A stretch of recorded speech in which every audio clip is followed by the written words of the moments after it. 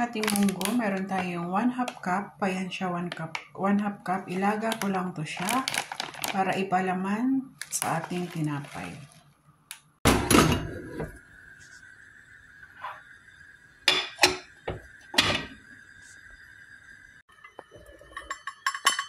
Cups na flour, cup na sugar, spoon na milk powder, kahit anong powder, spoon na yeast, cup na butter, half teaspoon na salt, kunti lang, 1/4 cup na hot water, no hot water, ano lang siya, warm water pala. Yung evap milk, ito yung evap namin dito. So kung wala kayong evap, yung fresh milk, ayan. So maglagay tayo ng 1/2 cup lang siya muna. Ayan, 1/2 cup. So, gawin na natin siyang dough. Ayan.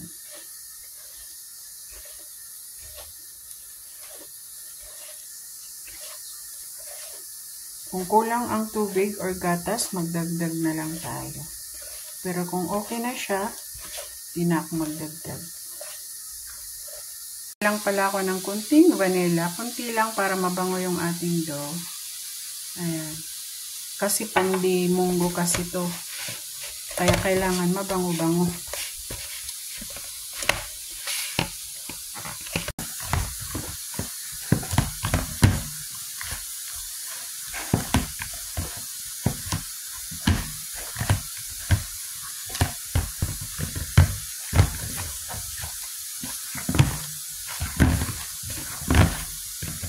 Ayan, okay na yan siya. And then, kuha tayo ng kunting margarine. Lamasan lang natin sa ibabaw. Then, takpan lang natin siya. Ng 1 hour. Paalsahin lang natin siya ng 1 hour. Ang ating munggo, naglagay lang ako siya ng 1/4 cup of flour. And then, 1/4 cup na nido powder, kahit anong nido powder, ay kahit anong milk pwede. Milk powder, kahit ano pwede. Add lang ako ng 1/3 cup na sugar. Nasa inyo na kung anong gusto nyo, matamis ba or ano, katamtaman lang. So akin 1/3 lang. Or 4 kutsara or 5 kutsara. Din lang natin to saglit para maano natin, mag-absorb talaga yung sugar at saka yung milk at saka yung flour. Ayan, saglit lang to, mga 10 minutes, pwede na. Kung gusto nyo ng durog na durog yung munggo, durog-durogin nyo lang. Pero ako okay na to. Mag-add pala ako dito ng kunting vanilla. Ito po yung aking gamit, ayan. So, mix lang natin. Okay na siya. Ah, grabe, ang sarap. Palaman pa lang, masarap na. Char.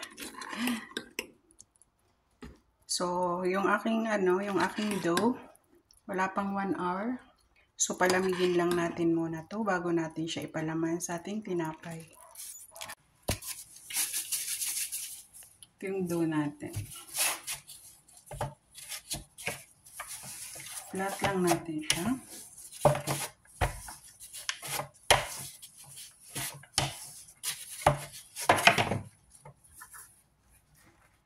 Ito yung munggo.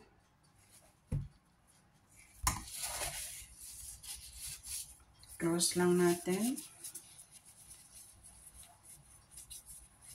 Then i-flat.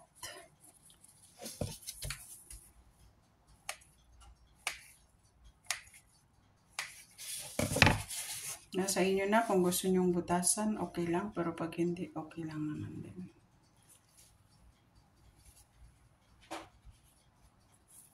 So, ating nagawa. So, continue lang natin hanggang matapos. Yan na po, tapos na. Nakagawa ko ng 20 pieces.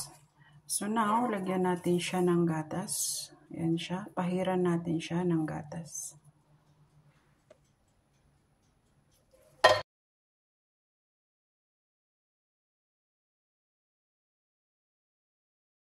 For 30 minutes kong pinaalsa.